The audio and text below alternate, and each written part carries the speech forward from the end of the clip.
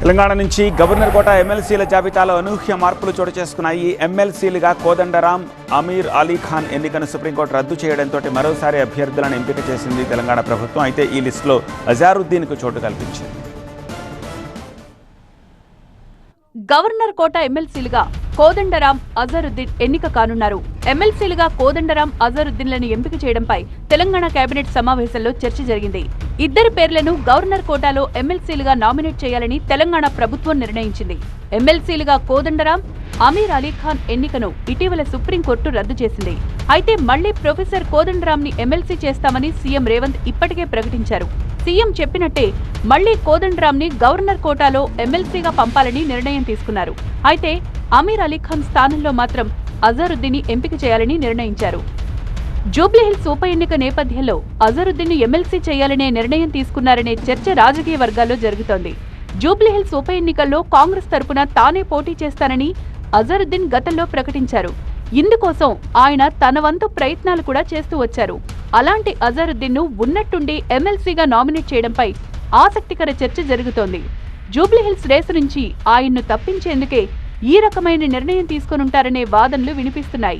2023 జూలైలో నాటి బీఆర్ఎస్ ప్రభుత్వం దాసోజు శ్రావణ్ కుమార్, కుర్రా సత్యనారాయణలను ఎమ్మెల్సీలుగా నామినేట్ చేసింది. కానీ అప్పటి గవర్నర్ తమిళసై సౌందరరాజన్ వారి పేర్లను తిరస్కరించారు. కేసీఆర్ ఆ తర్వాత వారి పేర్లను సిఫార్సు చేయలేదు. ఎవరి పేర్లను సిఫార్సు చేయకపోవడంతో తర్వాత అధికారంలోకి వచ్చిన కాంగ్రెస్ ప్రభుత్వం 2024 జనవరిలో కోదండరాం, అమీర్ అలీ ఖాన్లను సిఫార్సు చేసింది.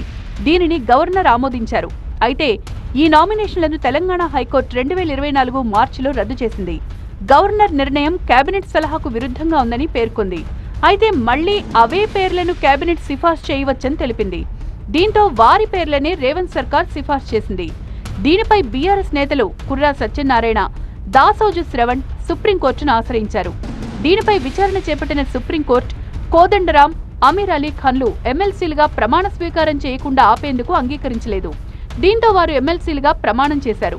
అయితే సుప్రీంకోర్టు 2025 ఆగస్టు 13న ఈ నామినేషన్లను రద్దు చేస్తూ వారి నియామకం హైకోర్టు ఆదేశాలను తప్పుగా అర్థం చేసుకుని జరిగిందని, కొత్త సిఫార్సుల ద్వారానే ఎమ్మెల్సీ నియామకాలు జరగాలని స్పష్టం చేసింది. దీంతో కేబినెట్ మళ్లీ 2 పేర్లను సిఫార్సు చేయాలని నిర్ణయించుకుంది. వీరిలో కోదండరాంకు మరోసారి అవకాశం ఇవ్వాలని నిర్ణయించిన కాంగ్రెస్ ప్రభుత్వం అమీర్ అలీ ఖాన్ స్థానంలో అజరుద్దీన్ పేరును తెరపైకి తీసుకొచ్చింది.